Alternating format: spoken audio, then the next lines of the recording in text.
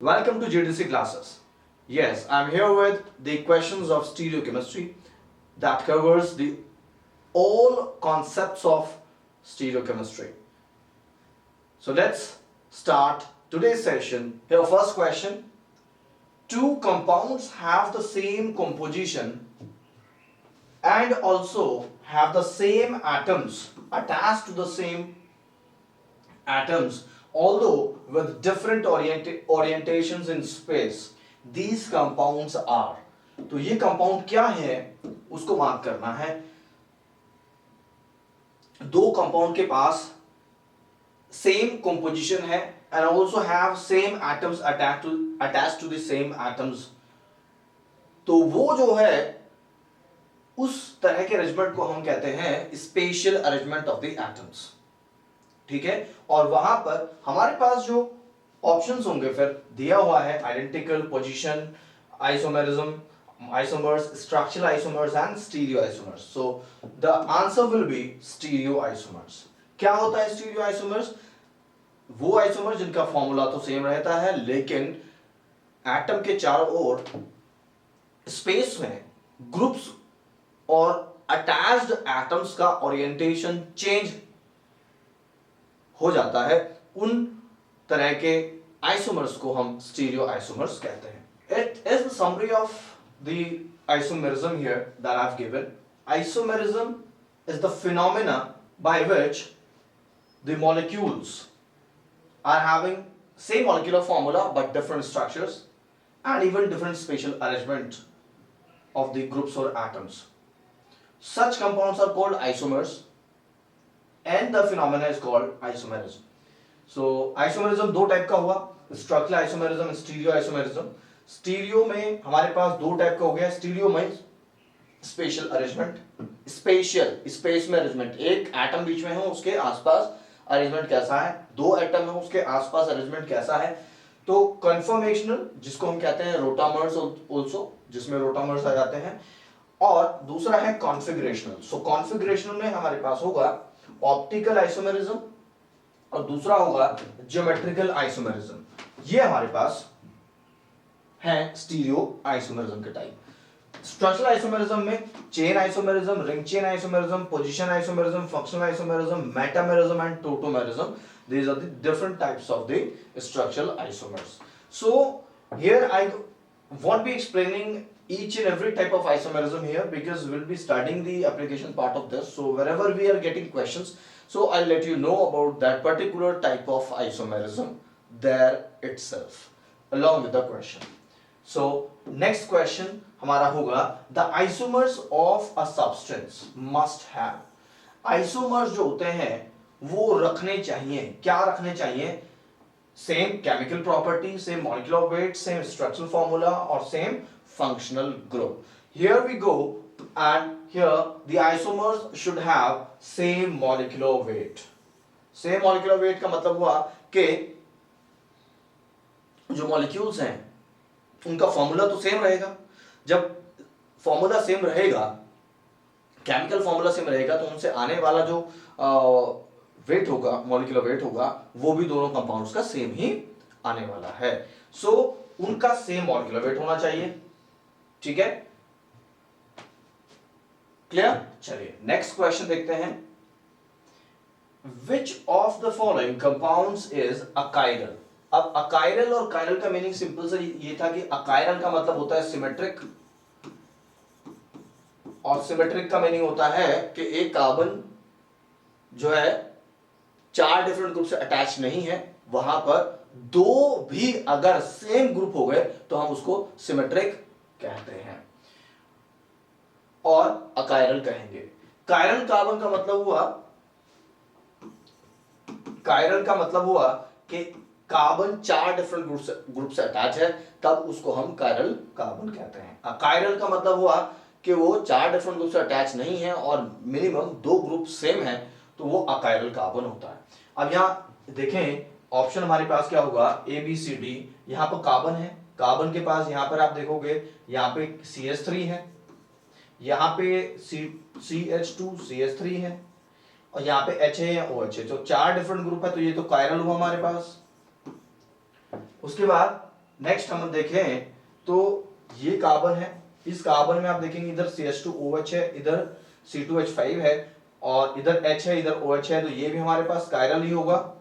लेकिन C option आप देखोगे कार्बन के पास इधर भी इथाइल ग्रुप है, इधर भी इथाइल ग्रुप है, दो ग्रुप एटलीस्ट सेम हो गए, तो इसलिए ये हमारे पास अकायरल होगा, अकायरल होगा और हम इसको सिमेट्रिक कहेंगे। और नीचे आप देखोगे इधर हमारे पास एल्कीन है, इधर इथेन है ना, तो ये भी H है, ये OH है, चारों डिफरेंट ग्रुप्स हैं कार्बन के चारों ओर, तो ये भी कायरल होने वाला है। तो हमारा जो ऑप्शन यहाँ पर ठीक होगा वो सी ऑप्शन यहाँ पे करेक्ट होगा। क्लियर? चलिए नेक्स्ट क्वेश्चन देखते हैं। Compounds with the same molecular formula but different structural formula are called. Compound same molecular formula but different structure, ये हम शुरू में कह चुके हैं, बता चुके हैं क्या होगा, एल्कोक्साइड होगा, आइसो कंपाउंड होगा, आइसोमर्स होगा, ऑर्थो कंपाउंड्स होगा। यस, हमारे पास ये होगा आइसोमर्स, उन्हीं को हम आइसोमर्स कहते हैं। Clear? So let's see our answer is isomers.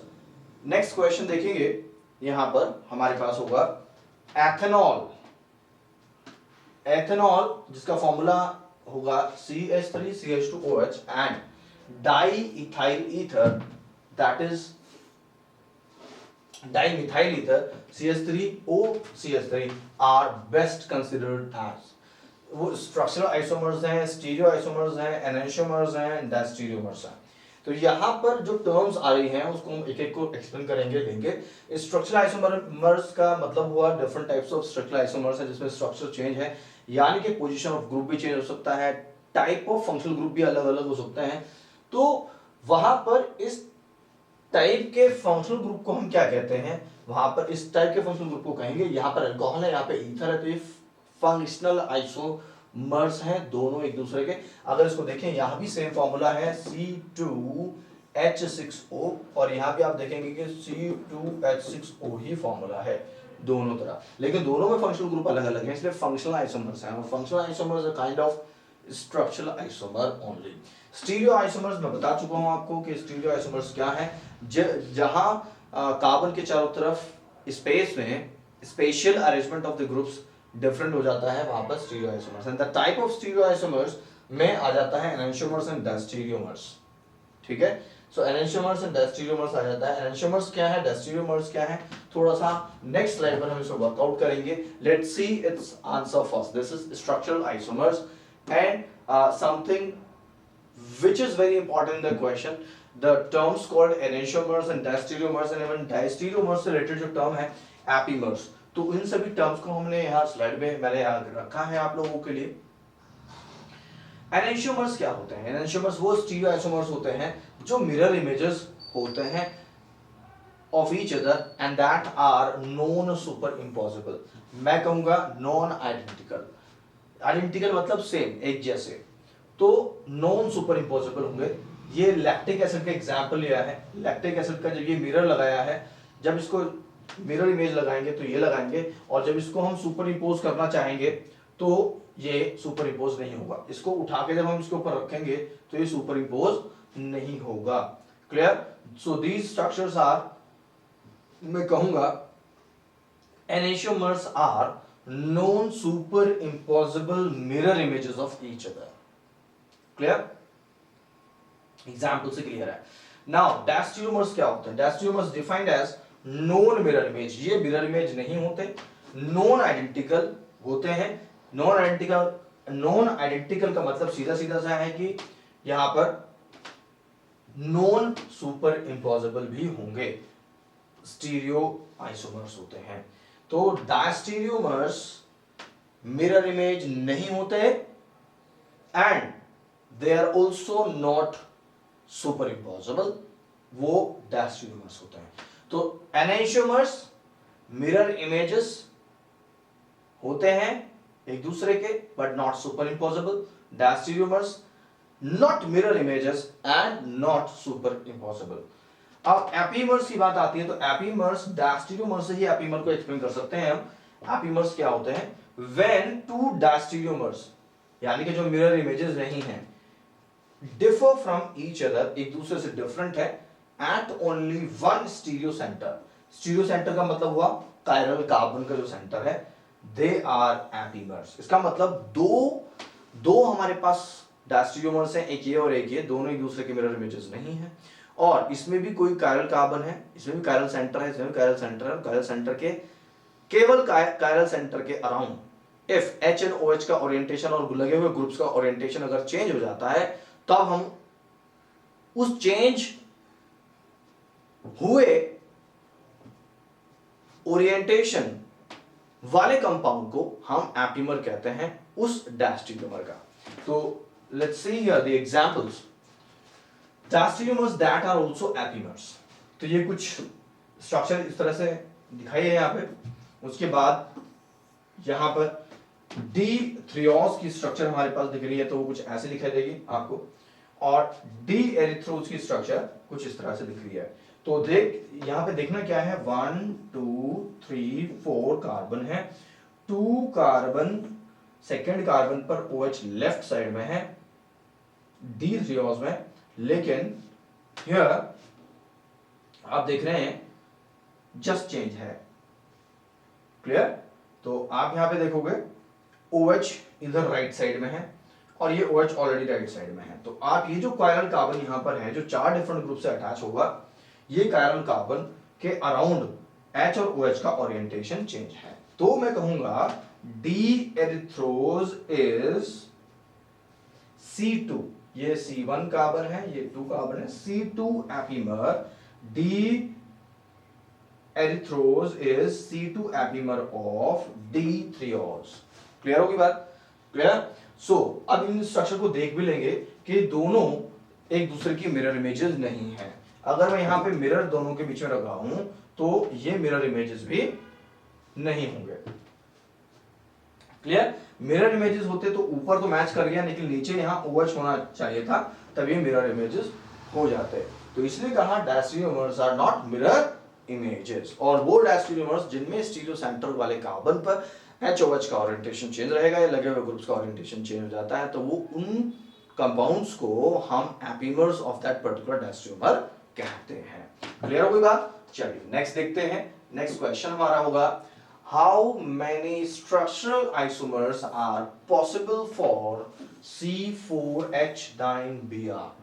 C4H9Br के लिए कितने स्ट्रक्चरल आइसोमर्स पॉसिबल हैं, ये इंपॉर्टेंट बात है। तो you just guess for 5 seconds, then I'll let you know how many structural isomers are there. Let's see the answer now. Here answer is 4. अब जो 4 isomers हैं, structural isomers हैं, वो कौन कौन से हैं वो उसको मार्क करेंगे, यहां देखेंगे। पहले समझ लेंगे ये 4 isomers कैसे हैं। इसको समझने के लिए we have a formula for DBE, that is double bond equivalent for a particular molecule, यानी कि नंबर ऑफ डबल बॉन्ड कितने हैं मॉलिक्यूल के अंदर, उसको करने के लिए, और फिर हम उसकी हेल्प से उसके आइसोमर्स ड्रॉ करते हैं। तो सबसे पहले हमें यहां पर वर्कआउट करने के लिए C4H9Br के अंदर कितने डबल बॉन्ड है पहले ये पता करना पड़ेगा, यानी कि DBE फाइंड करना पड़ेगा। उसके बाद will try to draw the different isomers.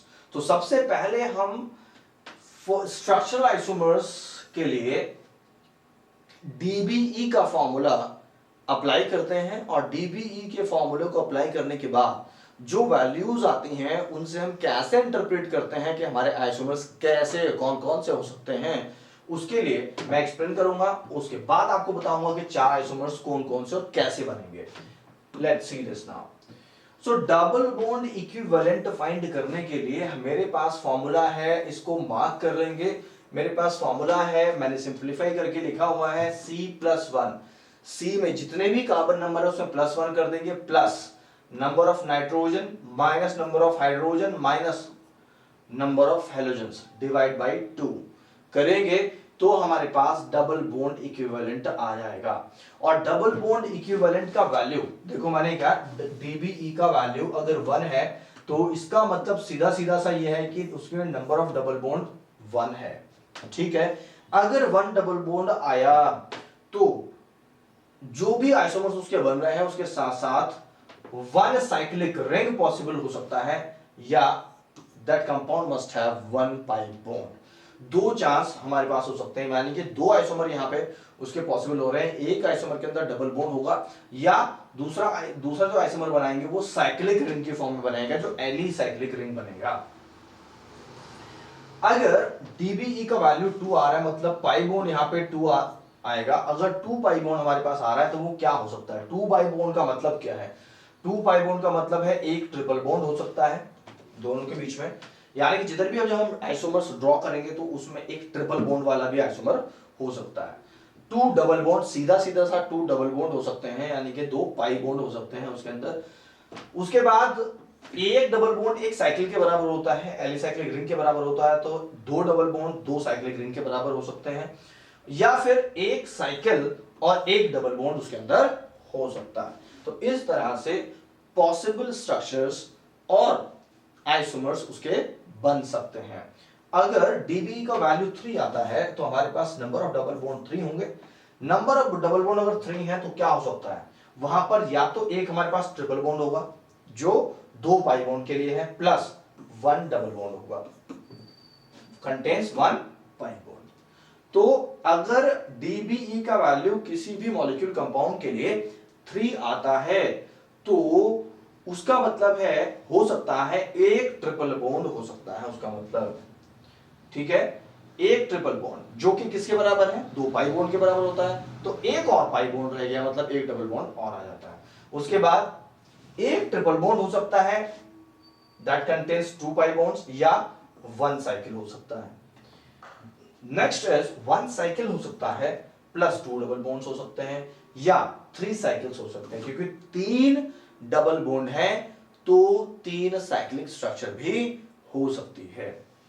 Next 4 अगर डीबी का वैल्यू आता है तो 4 पाई बॉन्ड्स वहां पर होते हैं। 4 पाई बॉन्ड्स अगर जिसमें आंसर आ गया, समझ जाइए कि वहां पर बेंजीन रिंग होने वाला है, क्योंकि एक डबल बॉन्ड तो पूरे रिंग को बनाने में काम आएगा, एक साइकिल बनाने में काम आएगा, और 3 डबल बॉन्ड उसके अंदर लग जाएंगे। तो एक साइकिल में जब 3 बॉन्ड लग जाएंगे अंदर, डबल बॉन्ड हो जाएंगे, पाई बॉन्ड हो जाएंगे, तो वहां पर बेंजीन रिंग का फॉर्मेशन होगा।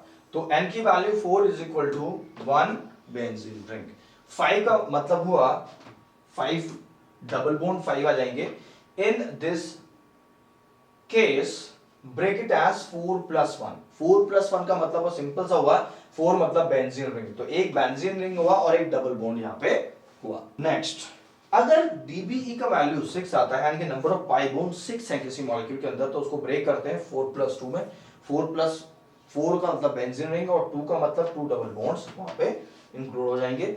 7 आ रहा है तो 4 प्लस 3 में ब्रेक करेंगे, एक बेंजीन रिंग आ जाएगा और 3 वहां पर डबल बॉन्ड आ जाएंगे, 3 वहां पर डबल बॉन्ड आ जाएंगे। नेक्स्ट इज अगर 8 वैल्यू आ रही हो तो उसको 4 प्लस 4 में, यानी कि 2 बेंजीन रिंग हो जाता है।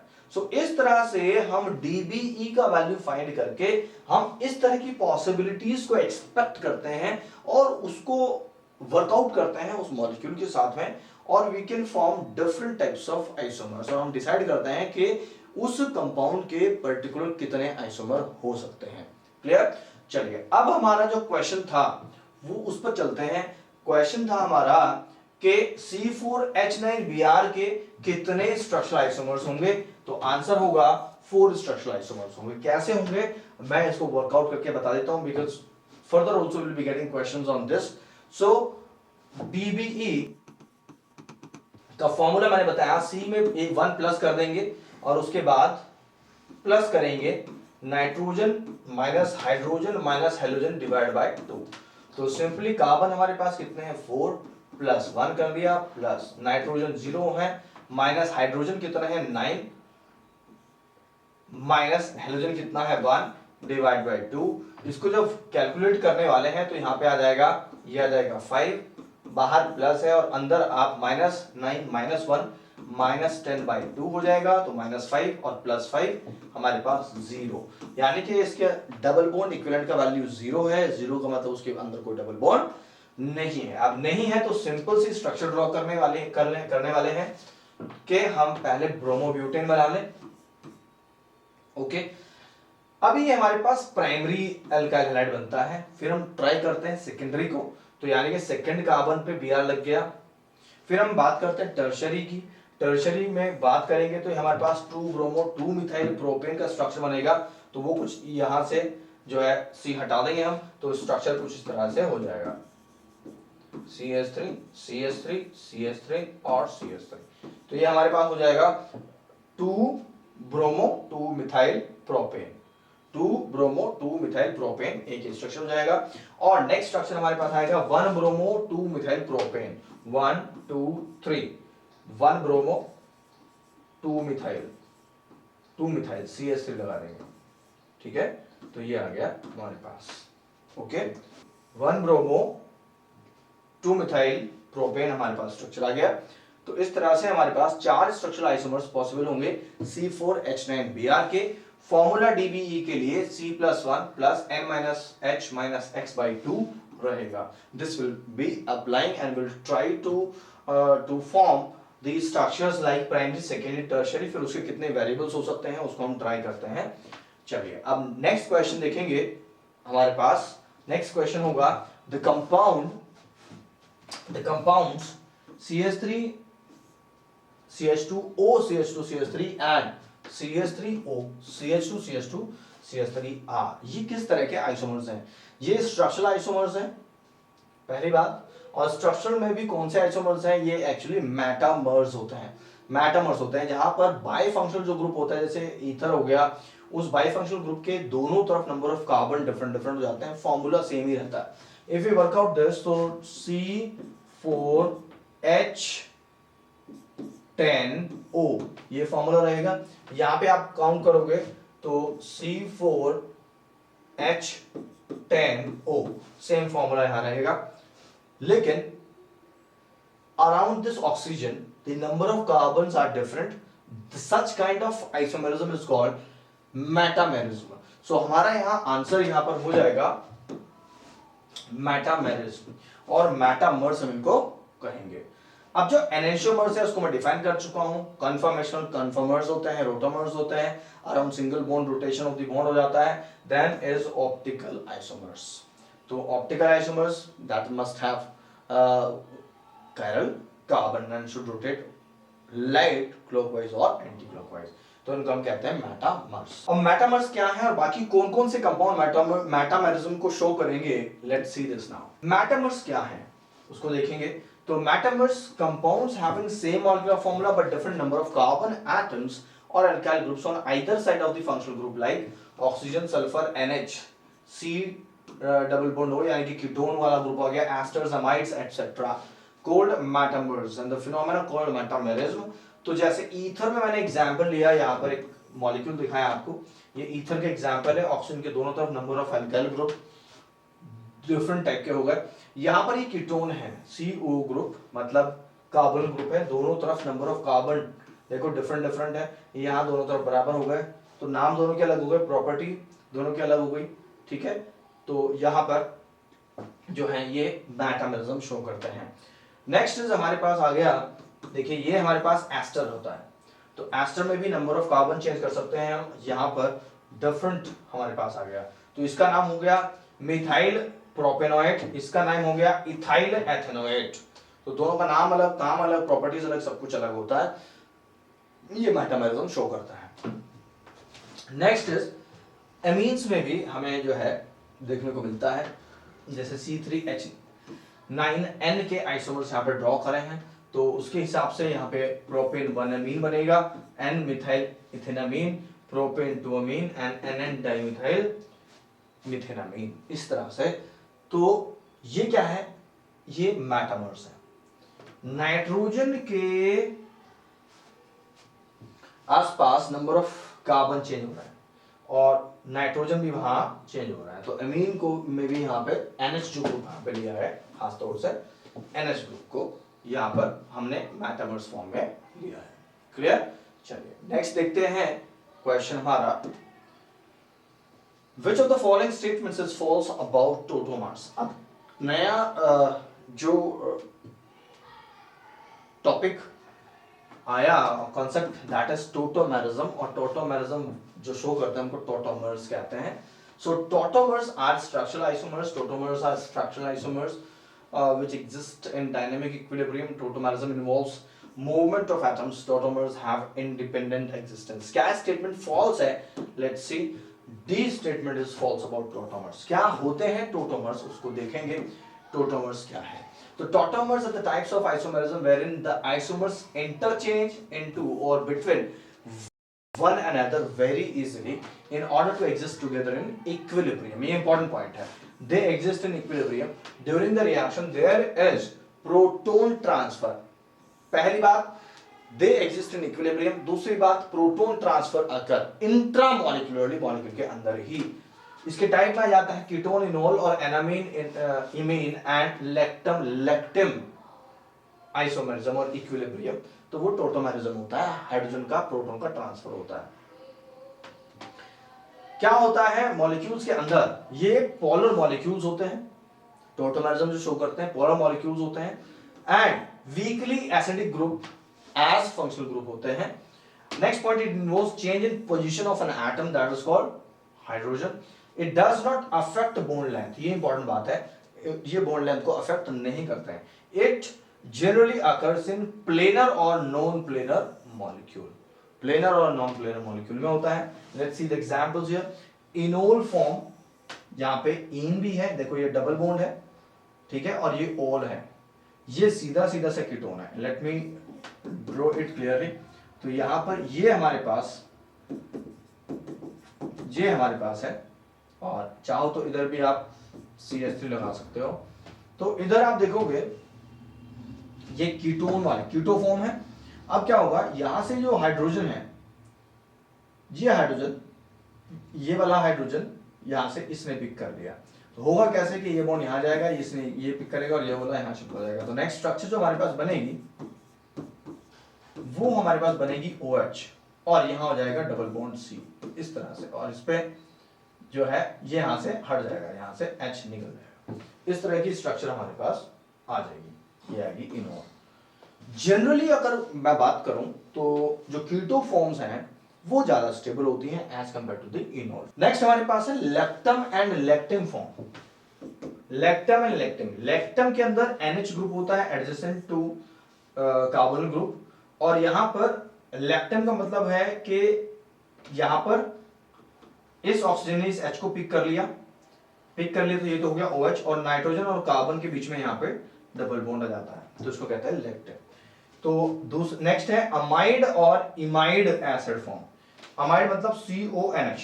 ये अमाइड हमारे पास होगा CO और ये होगा NH इस तरह से. नेक्स्ट केस में क्या होगा कि ये बॉन्ड यहां जाएगा, ये इस H को पिक कर लेगा और ये बॉन्ड यहां चला जाएगा. तो अब N और C के बीच में हो जाएगा डबल बॉन्ड, ऑक्सीजन और हाइड्रोजन ये बना लेगा OH. तो ये इमाइड कहते हैं इसको. नेक्स्ट हमारे पास आता है एमीन और imine form. Amine and imine. तो अब जैसे ये हमारे पास कंपाउंड है, तो ये क्या करेगा, यहां पर इमीन में ये कन्वर्ट हो जाएगा. मतलब ये वाला जो नाइट्रोजन है, ये नाइट्रोजन क्या करेगा, इसके हाइड्रोजन को पिक कर लेगा. तो यहाँ NH रह जाएगा, यहाँ हो जाएगा डबल बॉन्ड, और यहाँ हो जाएगा N और C का बॉन्ड. ये डबल था, यहाँ पे डबल था, अभी ये सिंगल रह जाएगा यहाँ पर. तो इस तरह से these are the examples what I have shown you here. Question इनमें से किसी भी उस पर आ सकता है, तो इसको हम टोटोमर्स कहते हैं. The phenomena is called tautomerism. Main important बात क्या है, these are taking place in polar molecules and the structures are existing together in equilibrium, and here the more important incident takes place, that is called transfer of proton intramolecularly. Next question देखते हैं. How many isomers are possible for the compound molecular formula C4H8? So C4H8, सबसे पहले मैंने कहा था कोई भी आपके पास कंपाउंड आ रहा है, DBE वैल्यू आप कैलकुलेट करेंगे, उसके बाद आप आंसर बताएंगे. So let's see the answer here. The 6 इसके आइसोमर्स पॉसिबल हैं. 6 आइसोमर्स कैसे पॉसिबल होंगे उसको भी देख लेंगे. तो 6 आइसोमर्स पॉसिबल हैं C4H8 के. कैसे, पहले DBE कैलकुलेट करके आपको बता देता हूं.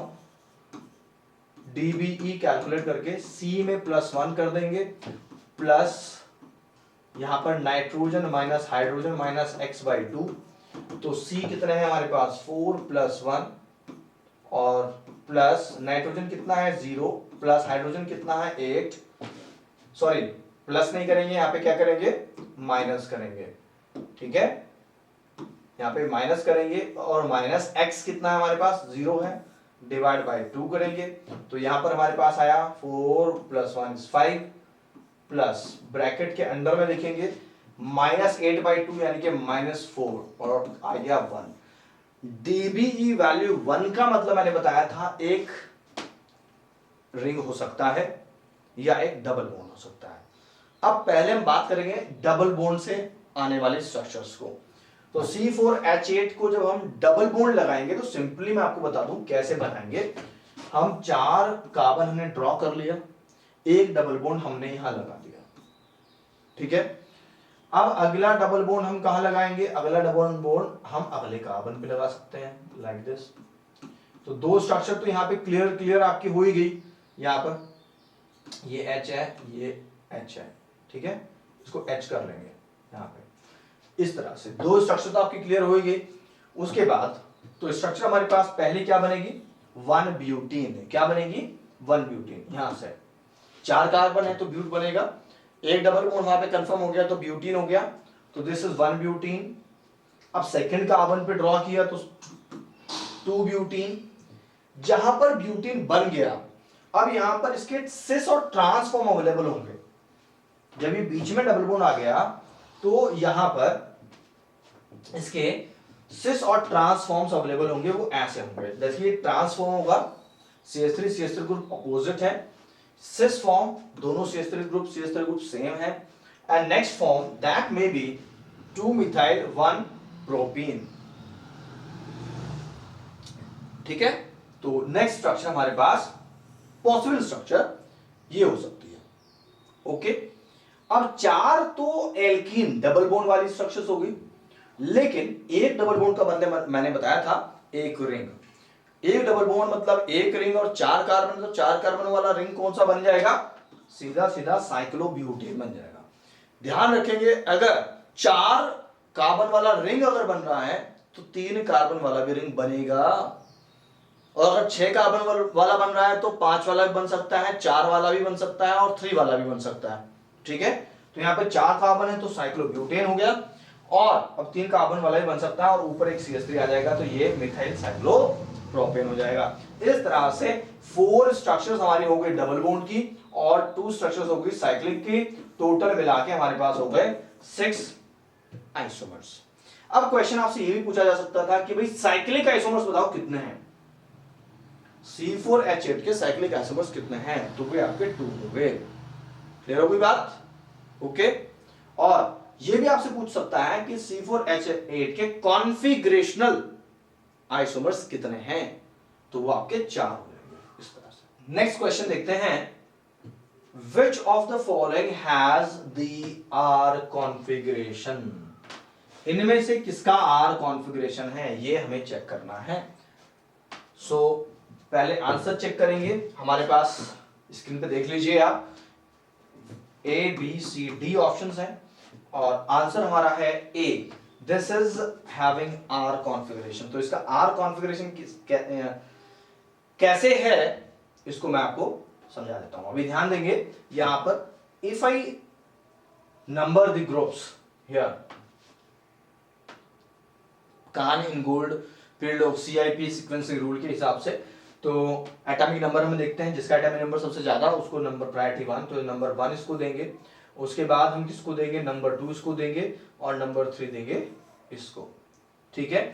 अब नंबर 1 ऑक्सीजन को तो ज्यादा होता है तो उसको नंबर 1 मिलेगा। अब CH2 और CH3 में नंबर 2 मैंने CH2OH को दिया, क्यों दिया, CH2 के बाद है ऑक्सीजन, यहाँ C के बाद 3 हाइड्रोजन है और तीसरा जो C के बाद तीसरा जो एटम है वो हाइड्रोजन ही है, और यहाँ तीसरा जो एटम है वो ऑक्सीजन है, ऑक्सीजन का एटॉमिक नंबर ज्यादा है।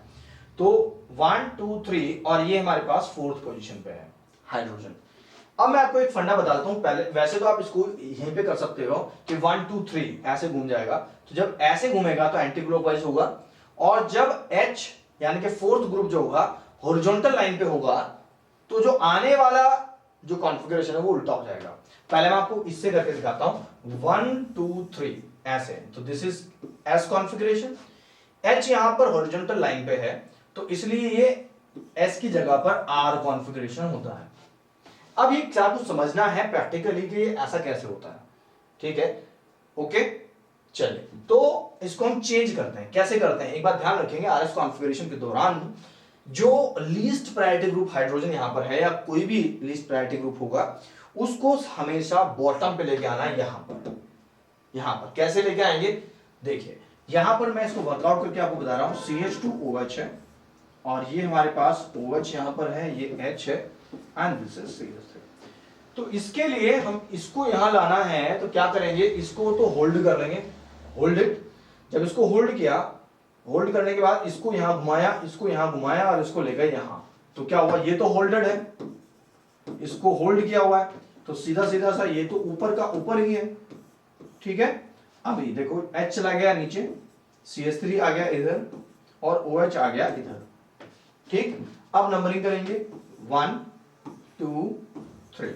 अभी देखो आ गया ये R कॉन्फ़िगरेशन हमारे पास, this is R configuration, clear. और यहां भी हम इसको ऐसे करके बता सकते हैं। नेक्स्ट बी ऑप्शन में मैं आपको बताने वाला हूं एक इंपॉर्टेंट बात, फिर मैं आपको उसको लेके चलूंगा। बी ऑप्शन में जहां पर जो वेज स्ट्रक्चर होती है मॉलिक्यूल की, अगर उसमें ऑलरेडी हाइड्रोजन डैश वाले वेज पे है, डॉटेड वाले वेज पे है, तो आसान हो जाता है उसको नेम करना, उसको बताना वो आर में है या एस में है। लेकिन इस वेज स्ट्रक्चर से सबसे पहले आप फिशर स्ट्रक्चर बना लीजिए और उसके बाद फिशर के बाद आगे हम इसको बड़े अच्छे से सिंप्लीफाई कर सकते हैं, ठीक। कैसे करेंगे वेज स्ट्रक्चर को, ध्यान दो, ये जो सिंपल लाइन वाली जो स्ट्रक्चर्स हैं, यानी कि OH और CH2 CO2H यानी कि COOH, तो इसको तो लेंगे हम वर्टिकल लाइन पे, OH सिंपल लाइन से ड्रॉ है और ये वाला ग्रुप भी सिंपल लाइन से ड्रॉ है, और इसको हम ले लेंगे COOH वर्टिकल लाइन पे। उसके बाद हॉरिजॉन्टल लाइन पे कैसे कैसे आएंगे इसको ध्यान से देखेंगे। जो नीचे वाला ग्रुप है यानी कि जो CH2OH है, इससे दूर वाला ग्रुप है H, और ये है COOH है लेफ्ट साइड में, और इससे दूर वाला है तो इसको ले लेंगे राइट साइड में H को, और ये लेंगे इधर आ जाएगा CH2OH। इस तरह से हम इसको फिशर स्ट्रक्चर में चेंज कर सकते हैं। अब यहां पर पहले मैं इस तरीके से बताऊंगा, यहां पे सबसे पहले फर्स्ट नंबर प्रायोरिटी नंबर किसको देंगे, 1 देंगे, 2 देंगे और इसके बाद 3 देंगे। तो हमारे पास कॉन्फ़िगरेशन क्या हुआ, दिस इज आर कॉन्फ़िगरेशन, ठीक है, दिस इज आर कॉन्फ़िगरेशन। लेकिन H हॉरिजॉन्टल लाइन पे है, आर का क्या हो जाएगा फिर एस कॉन्फ़िगरेशन हो जाएगा, गॉट इट, यहीं से। लेकिन अगर अब हम इसे नीचे लाके करेंगे जैसे हमने यहां पे किया था, ये मैंने बताया आपको इस तरीके से। अभी यहां से हम आगे चलेंगे और यहां से आगे चलेंगे तो सीधा सीधा सा इसको चेंज करेंगे, इसको होल्ड करके रखेंगे, ये वाला बॉन्ड यहां, मतलब ये H यहां, ये COH ऊपर और ये वाला इधर, तो इसको तो होल्ड करके रखा, H आ गया नीचे, ये वाला H आ गया नीचे, ये COH चला गया इधर और CH2OH आ गया इधर, क्लियर। अब सीधा सीधा सा करेंगे 1 2 3। अभी आपको देखिए क्लियर हो गया, दिस इज एस कॉन्फ़िगरेशन। तो यहां मैंने आपको दोनों तरीके से बता दिया है और बाकी दोनों पर आप यही अप्लाई करके वर्कआउट करेंगे, आंसर आपका क्लियर है। मैं एक बार और फटाफट से बता देता हूं, ए ऑप्शन इसका है क्योंकि this is having R configuration.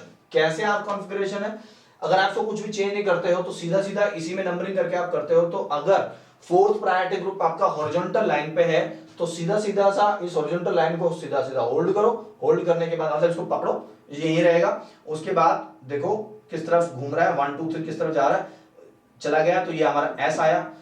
S R हो जाता है कब, जब least priority group horizontal line पर होता है फिशर स्ट्रक्चर में, गॉट इट। चलिए अब इसको मैं और सिंप्लीफाई करके आपको बता रहा हूं कि ये फिशर स्ट्रक्चर है, तो हमेशा रूल याद रखेंगे कि ये हमारा फिशर स्ट्रक्चर है जिसमें एच हॉरिजॉन्टल लाइन पे है, तो सीधे सीधे इसको हमें लाना है बॉटम पे। हमेशा किसी भी मॉलिक्यूल में आप इसको ट्राई करें, ट्रिक को आप इसको बॉटम पे लेकर आओ। तो क्या करेंगे, जो भी ऊपर ग्रुप आएगा उस ग्रुप को होल्ड करेंगे और ऐसे रोटेट करके लेके चले जाएंगे, और हमारे पास इस तरह से आप देखोगे आर कॉन्फ़िगरेशन ही आएगा डायरेक्टली। अब यहां पर नेक्स्ट ऑप्शन में मैंने आपको बताया कि जो वेज स्ट्रक्चर है उससे फिशर स्ट्रक्चर कैसे लेके आनी है। वेज स्ट्रक्चर जो है उससे फिशर स्ट्रक्चर कैसे लेके आनी है। वेज से फिशर आने के लिए एक फंडा याद रखेंगे, जो सिंपल लाइन से ड्रॉ है, जैसे हमारे पास ये OH है और ये सिंपल लाइन है कार्बन से, और ये भी सिंपल लाइन है, ये हमारा COOH, ठीक है, और यहां पर ये डॉटेड लाइन करके H है, और ये सॉलिड वेज है, मतलब अबाउट द प्लेन है, ये हमारे पास CH2OH। मैंने कहा ये जो सिंपल लाइन वाली है इसको हम रखेंगे सीधा वर्टिकल लाइन पे। अब ये वाला जो H है ये इस वाले ग्रुप से दूर है, राइट साइड में है, तो इसको हम राइट साइड में रखेंगे, और CH2OH जो अबव द प्लेन है उसको लेफ्ट में रखेंगे।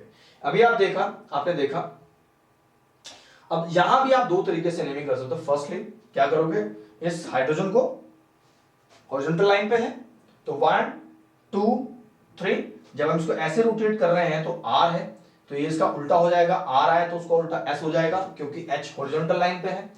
दूसरा तरीका है कि इसको H को सीधा बॉटम पे ले आओ, सीधा बॉटम पे लाने के लिए इसको होल्ड करो और बॉटम पे ले आओ, तो अरेंजमेंट ये रहेगा।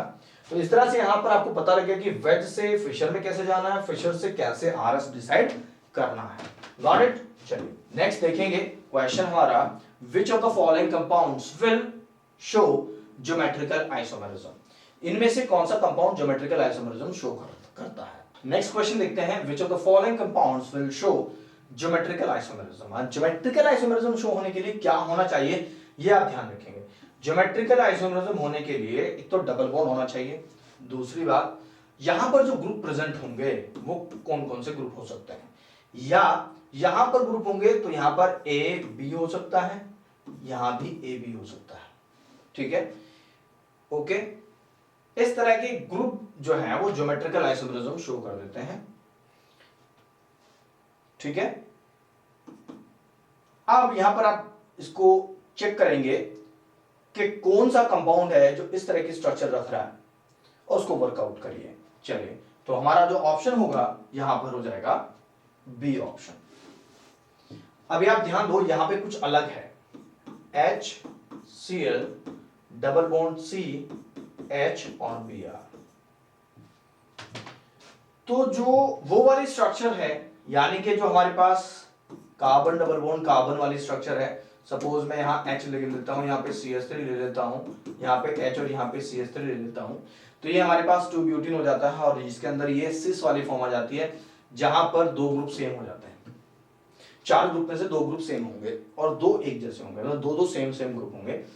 लेकिन इस तरह का कंपाउंड जिसमें 2 ग्रुप सेम होंगे और 2 ग्रुप अलग अलग होंगे, लेकिन वो अलग अलग कार्बन पे होंगे, तो वो जो है सिस ट्रांस ना शो करके वो EZ नोमेनक्लेचर शो करता है, E and Z nomenclature show करता है।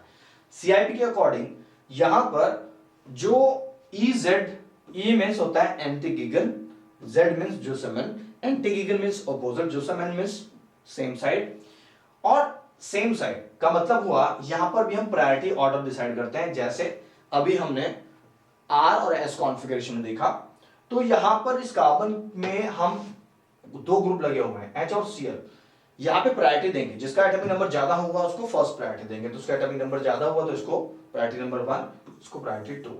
अगले कार्बन पर देखो, अगले कार्बन पर H और Br लगा हुआ है, तो यहाँ पे ज्यादा एटॉमिक नंबर किसका है, Br का, तो यहां पर इसको प्रायोरिटी 1, इसको प्रायोरिटी 2। तो अगर हाईएस्ट प्रायोरिटी के ग्रुप दोनों सेम साइड में आ रहे हो तो सेम का मतलब होता है Z, जो सेमन। अगर दोनों अपोजिट आ रहे हो, इसको मैं उल्टा कर दूं, इसको होल्ड करूं, उसको उल्टा कर दूं, तो Br ऊपर चला जाएगा, उसको कहेंगे एंटी गिगन। क्या कहेंगे, एंटी गिगन मींस E कॉन्फ़िगरेशन कहेंगे। क्लियर, क्योंकि जो प्रायोरिटी 1 वाले ग्रुप हैं वो इस तरह से अपोजिट आ जाएंगे। Got it. तो इस तरह के आइसोमेरिज्म को जिसमें सिस ट्रांस होगा उसमें दो ग्रुप एक जैसे होने चाहिए और दो ग्रुप एक जैसे होने चाहिए। EZ के अंदर दो ग्रुप तो एक जैसे हैं और दो ग्रुप डिफरेंट होंगे डबल बॉन्ड के अराउंड, डबल बॉन्ड के अराउंड। तो ये वाली कंडीशन यहां पर है। ओके, चलिए नेक्स्ट क्वेश्चन देखते हैं। नेक्स्ट क्वेश्चन देखते हैं, optical isomers that are not mirror images are called. वो ऑप्टिकल आइसोमर्स जो मिरर इमेजेस नहीं होते वो क्या होते हैं? Diastereomers, enantiomers, metamers and meso compounds. So क्या होंगे वो? डायस्टेरियोमर्स होंगे। तो यहां पर एनेंटियोमर मैं आपको बता चुका हूं, मेटामर्स आपको एक्सप्लेन कर चुका हूं, मेसो कंपाउंड क्या होते हैं उसको समझ लेंगे। डायस्टेरियोमर्स मैं आपको एक्सप्लेन कर चुका हूं, diastereomers which are not mirror images and even non super impossible structures होती हैं डायस्टेरियोमेरिक और diastereomers.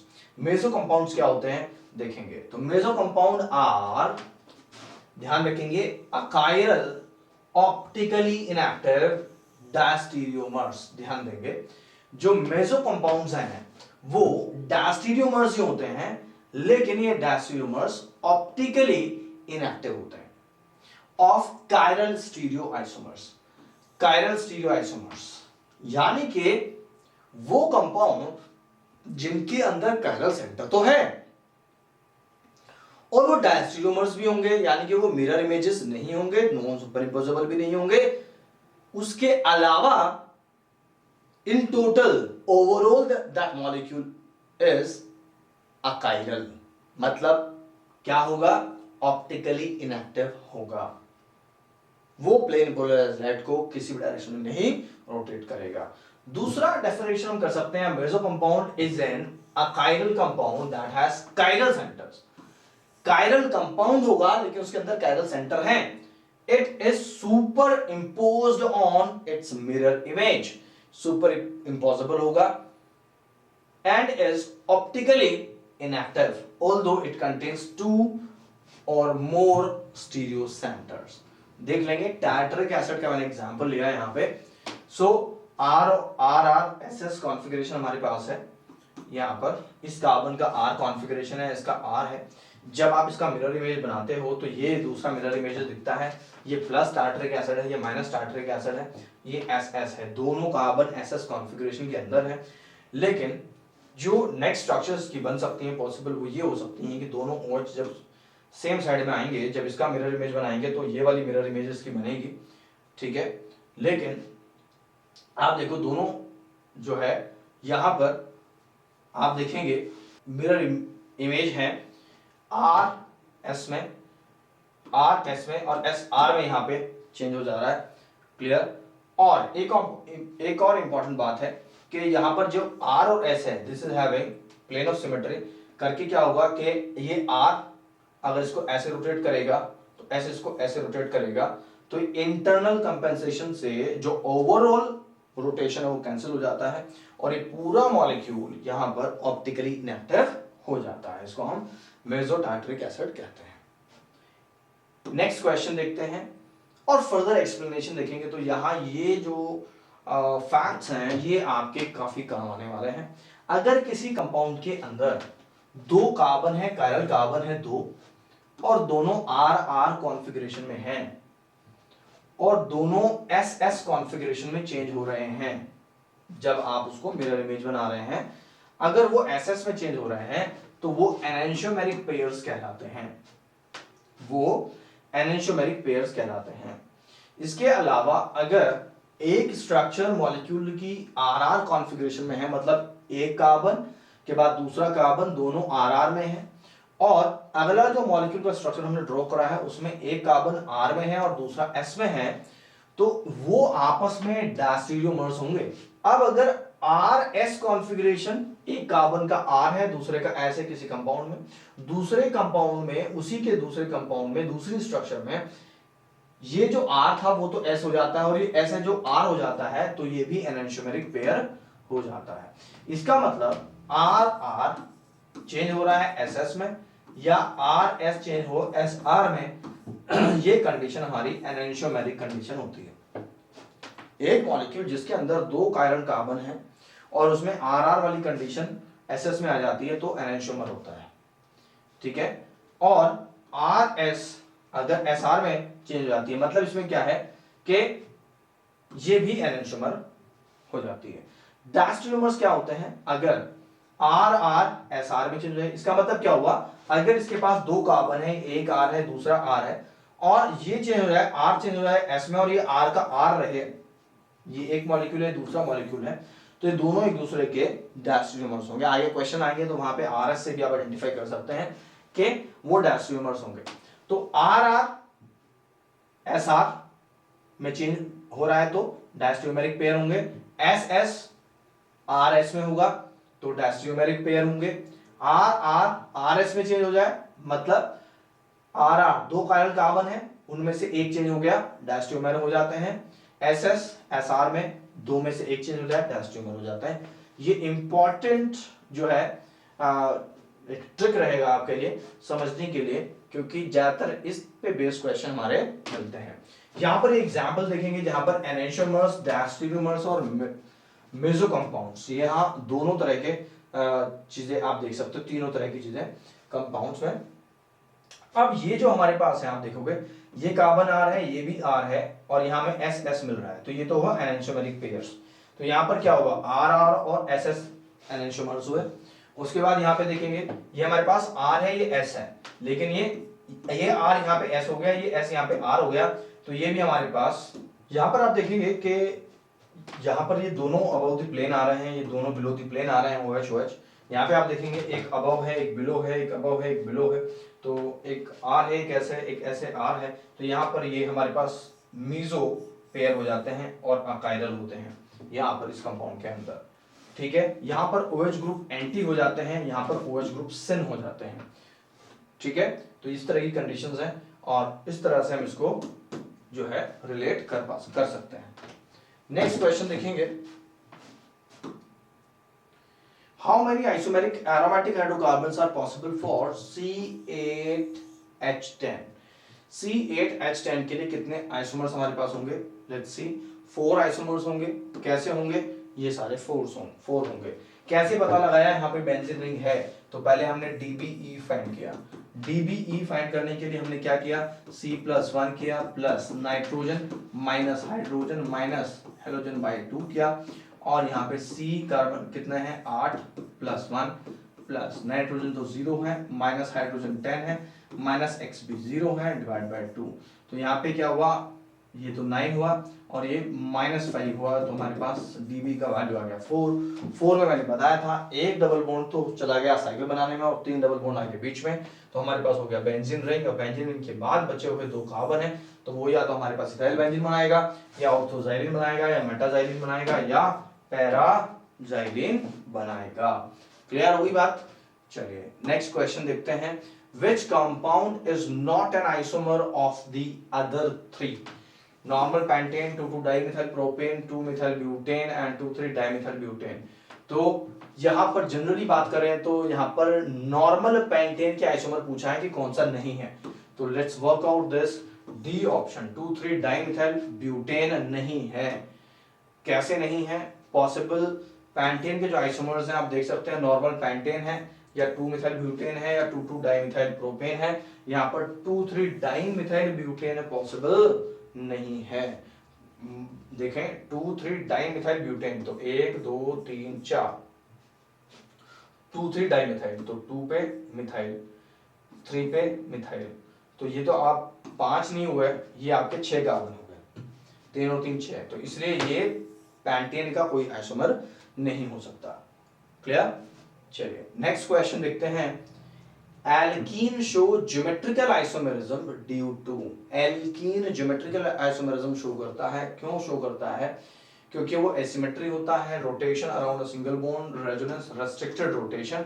Yes of course restricted rotation की वजह से वो ज्योमेट्रिकल आइसोमेरिज्म शो करता है, वो ग्रुप घूम नहीं पाते हैं।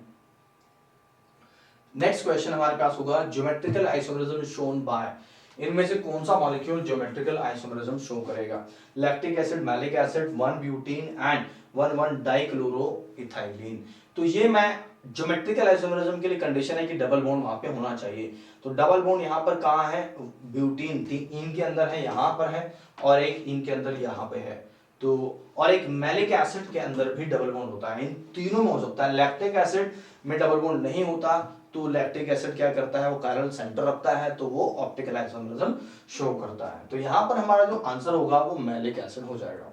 कैसे होगा, let me show you this. Malic acid geometrical isomerism show करेगा। ये सिस फॉर्म होती है जिसको मैलिक एसिड कहते हैं, जहां पर COH COH सेम साइड में होते हैं यहाँ पर, और अगर ट्रांसफॉर्म होती है तो उसको हम फ्यूमेरिक एसिड कहते हैं।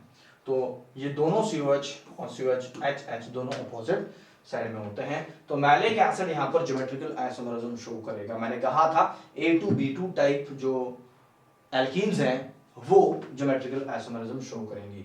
1 ब्यूटेन का स्ट्रक्चर कुछ ऐसे है, तो वो तो ज्योमेट्रिकल आइसोमरिज्म शो ही नहीं कर पाएगा क्योंकि दोनों हाइड्रोजन एक ही जैसे हैं, ठीक है। और यहाँ पर ये इथाइल ग्रुप है और यहाँ पर ये हमारे पास H लगा हुआ है, तो यहाँ पे तो पॉसिबल ही नहीं है। नेक्स्ट हमारे पास लैक्टिक एसिड है जो ऑप्टिकल आइसोमरिज्म शो करेगा, और यहाँ पर आप देख रहे हो यहाँ पे ये डी लैक्टिक एसिड है, ये L जो है लैक्टिक एसिड है, ठीक है।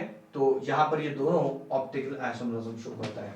नेक्स्ट जो फोर्थ हमारे पास डी ऑप्शन यहाँ पे दिया हुआ है वो हमारे पास है 1,1 डाइक्लोरोइथाइन। तो 1,1 यानी कि ये 1,1 एक ही कार्बन पे 2 Cl लगे हुए हैं, तो ये भी यहाँ पर ये शो नहीं करेगा ज्योमेट्रिकल आइसोमरिज्म, ये मॉडल शो नहीं करेगा। और इस तरह के हम डाइहैलाइड को कहते हैं, क्या कहते हैं, जेमिनल डाइहैलाइड। एक ही कार्बन पे 2 हैलाइड ग्रुप लगे हुए हैं। Let's see next question, which of the following compounds show geometrical isomerism. अब मैंने कहा ज्योमेट्रिकल आइसोमेरिज्म शो होने के लिए क्या होना चाहिए, वहां पे डबल बॉन्ड होना चाहिए। डबल बॉन्ड के जो दोनों तरफ जो 2 कार्बन है उन पे अलग अलग ग्रुप होने चाहिए। Let's see this now. तो यहाँ पर ये तो नहीं है, ये भी नहीं है, ये भी नहीं है, यहाँ पर हो सकता है डी ऑप्शन है। डी ऑप्शन सिंपली कहूँ तो 1 2 3 4, तो 2 ब्यूटीन या ब्यूटूइन हमारे पास है स्ट्रक्चर, तो इसका सिस ट्रांसफॉर्म हमारे पास बनता है। यहाँ पे H ये CH3 रहेगा, ये CH3 रहेगा।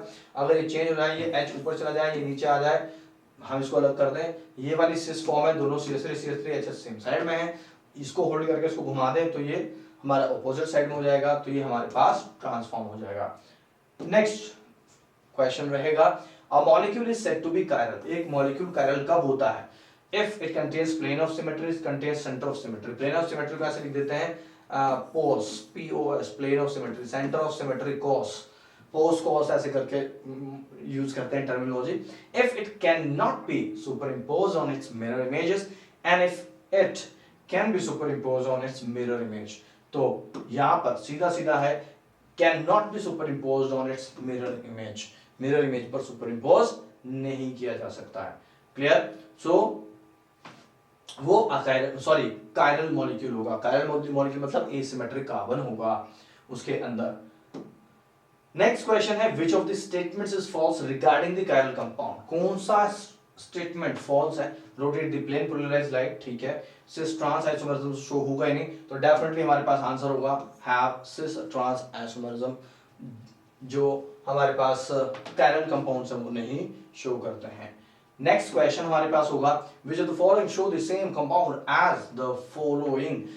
Same compound as the following का मतलब सीधा सीधा सा मैं आपको बताऊं तो यहाँ पर इसको हम पहले पता कर लें ये R कॉन्फ़िगरेशन में है या S कॉन्फ़िगरेशन में है, फिर हम इनका चेक कर लें कि इनमें से कौन सा R में है या कौन सा S में है। तो अगर ये S आ रहा है तो इनमें से कोई S होगा, ये R आ रहा है तो इनमें से कोई R होगा। लेट्स फाइंड आउट कि ये हमारे पास R है या S है। तो मैं आपको बताऊंगा सबसे पहले, ये ऑलरेडी यहाँ पर जो है hydrogen least priority group dotted wedge पे है, डॉटेड वेज पे है तो मतलब इसको होल्ड करके रखेंगे, नंबरिंग कर देंगे 1 2 3, तो इस तरह से ये हमारे पास देखो 1 2 3 इस तरह से हमारे पास आ रहा है, ठीक है। ओके, अब इसको फिशर में ड्रॉ कर लेते हैं। फिशर में ड्रॉ करने के लिए मैंने बताया था जो सिंगल लाइन है CH3 वाली और ये वाली, इसको आप वर्टिकल पे रख दो, तो CH3 आया और ये आया CH2 CH3, ठीक है। अभी आप देखो कि ये वाला ग्रुप राइट साइड में है, मेरे राइट साइड में है ये वाला ग्रुप, और हाइड्रोजन लेफ्ट साइड में है, ठीक है। तो राइट क्या है, लेफ्ट में है, तो हाइड्रोजन मुझे लेफ्ट में लेना है, Cl को राइट में लेना है, ठीक है। Okay, clear? चलिए अब इसको होल्ड करेंगे और इसको रोटेट कर देंगे, तो यहाँ पे CH3 हमारे पास है, ये Cl इधर आ गया, H इधर, और ये CH2 CH3 आ गया। अब इसको चेक कर लेते हैं 1 2 और 3 कार्बन, तो ये हमारे पास आ गया S कॉन्फ़िगरेशन। ठीक है, ये हमारे पास S आ गया। अब दूसरा तरीका जो मैंने बताया था, जहां पर H आपको हॉरिजॉन्टल लाइन पे मिल जाए तो आप कैसे करोगे, तो H हॉरिजॉन्टल लाइन पे है, अगर यहां नंबरिंग करो तो 1 2 और 3, तो आप देखोगे R आ रहा है। तो जब H हॉरिजॉन्टल लाइन पे है और रोटेशन R आए तो वो ऑटोमेटिकली S माना जाता है। पहली बात यहीं से क्लियर हो गई। दूसरी बात, हर बार आप H को बिलो द प्लेन लेकर आए, मतलब सॉरी बॉटम पे लेकर आए, वही बात है, बिलो द प्लेन बॉटम पे लेकर आए, और उसके बाद आप नंबरिंग स्टार्ट करें तो ये S कॉन्फ़िगरेशन। इसका मतलब क्या हुआ कि ये हमारा S कॉन्फ़िगरेशन है। अब इनमें से कोई सा जो S होगा वही इसके सेम कंपाउंड का होगा। अब इसको चेक कर लेते हैं, ये क्या है, R है या S है। देखो Cl है और CH2 CH3 है, तो सिंपल सी बात है, पहले फिशर बना लेता हूं। फिशर बना लिया, ये Cl हो गया, CH2 CH3 हो गया, ठीक है, और ये CH3 राइट में है, ये वाला CH2 C2H5 CH2 CH3 right में है, और H लेफ्ट में है, तो उसको लेफ्ट में लिख दिया, ये CH3 आ गया।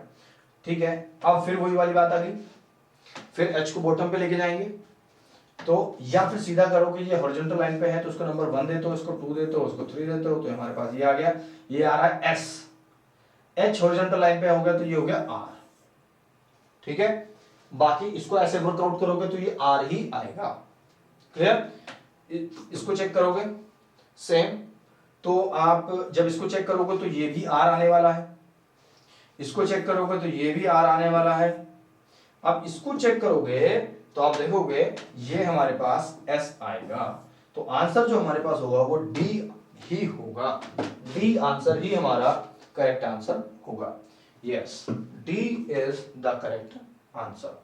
अब D करेक्ट आंसर को आप ऐसे देखेंगे कि इस स्ट्रक्चर को वैसे देखें कि यहां से ये स्ट्रक्चर है, ये Cl ऊपर है, ठीक है, तो यहां पर ये H यहां पर है, इसका दिखाया नहीं हुआ है, इसका मतलब ये H यहां पर है। ठीक है, आगे मैंने इसका स्ट्रक्चर आपको दिखाया हुआ है कि कैसे एक दूसरे को मैच कर रहा है, तो आप यहां पे देख सकते हो। ये गिवन कंपाउंड जो S कॉन्फ़िगरेशन में है, गिवन कंपाउंड जो S कॉन्फ़िगरेशन में है, ठीक है, 1 2 3 H ऑलरेडी डॉटेड वेज पे है, 1 2 3, यहां H डॉटेड वेज पे है, यहां पे 1 2 3, तो यहां ये भी S है और ये भी S है।